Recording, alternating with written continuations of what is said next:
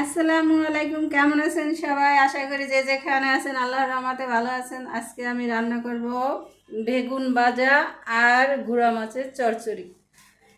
এটা হলো কাসকি মাছ, কেসকি মাছ, যে যেটাই বলেন মাছ একই, কিন্তু আমি আজকে গুঁড়া মাছ চচ্চড়ি করব।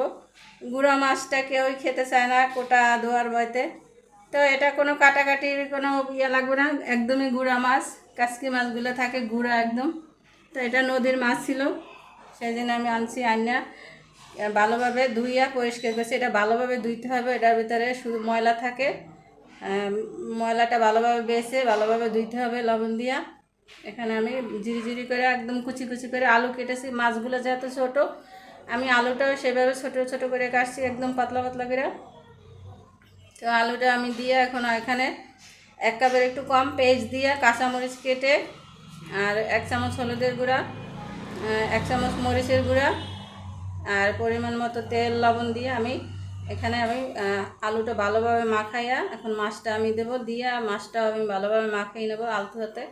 এখন আমি এখানে একটা টমেটো কেটে রাখছিলাম, টমেটোটাও দিয়ে দেবো। টমেটোটা দিয়ে মাখাইয়া এখন আমি চুলায় বসাই দেবো।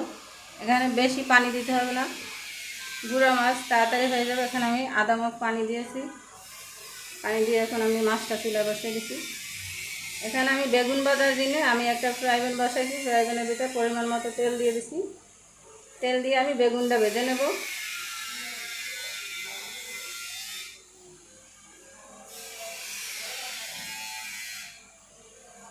আমি বেগুনের ভিতরে কোনো হলুদ মরিচের গুঁড়া কিছুই দেয় না, যেহেতু এই মরিচের গুঁড়া হলুদ দিলে দেখা যায় যে তেলের ভিতরে পুড়ে যায়, পুড়ে গেলে তেলটা কালো হয়ে যায়, তখন অনেক তেল লাগে। সেই জন্য আমি কোনো হলুদের গুঁড়া মরিচের গুঁড়া ব্যবহার করি না। আমি এখানে শুধু লবণ দিয়ে বেগুনটা মাখাইছি। আপনারা এভাবে করে বেগুন ভাজবেন, এটা খেতেও ভালো লাগে। 1 পিস বেগুনের হয়েছে, আমি উল্টাই দেবো এখন।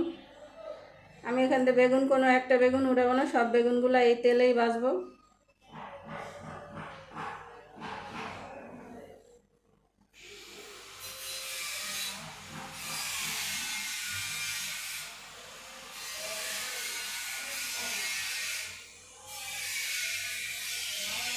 এদিকে আমি সব সেরেটার ভিতরে আমি ধনে পাতা কাটা দিয়ে দেবো।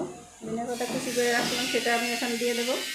দিয়ে আবার একটু ঢাকনা দিয়ে আমি আবারও কিছুক্ষণ রান্না করব। গুঁড়া মাছ আমাদের স্বাস্থ্যের জন্য অনেক উপকারী, অনেক চোখের জন্য খুবই ভালো।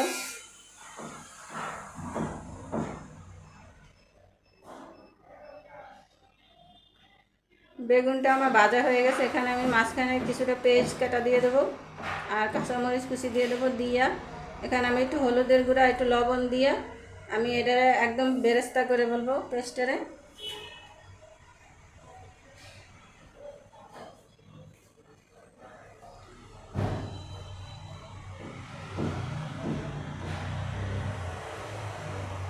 এরকমের করে বেগুন ভাজলে বেগুনে বেশি তেল লাগে না। বেগুনের এর থেকে আবার এখন তেল বের হবে, ওইটা দিয়েই আমি পেস্টটা বেরেস্তা করে নেব।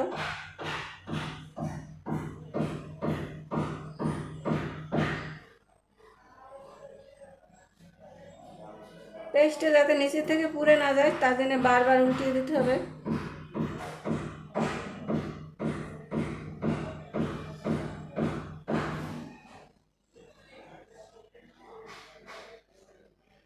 তা আমার ভিডিওটা যদি আপনাদের একটুও কোনো জায়গায় ভালো লাগে কোনোখানে, তাহলে আপনারা লাইক কমেন্ট শেয়ার করবেন।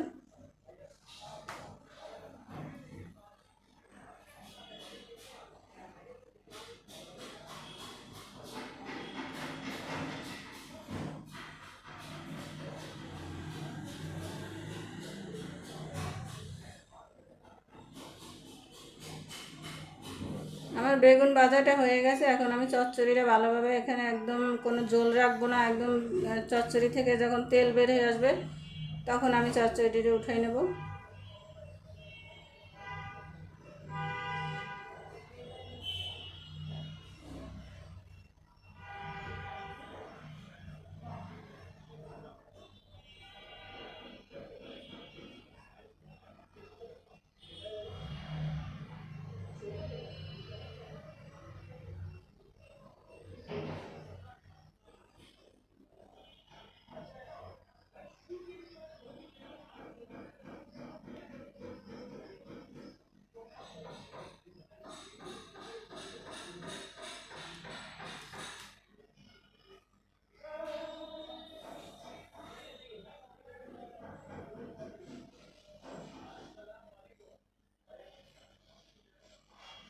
এই যে আমার কেসকি মাছের তরকারি হয়ে গেছে, চচ্চড়ি পরিবেশন করার পালা।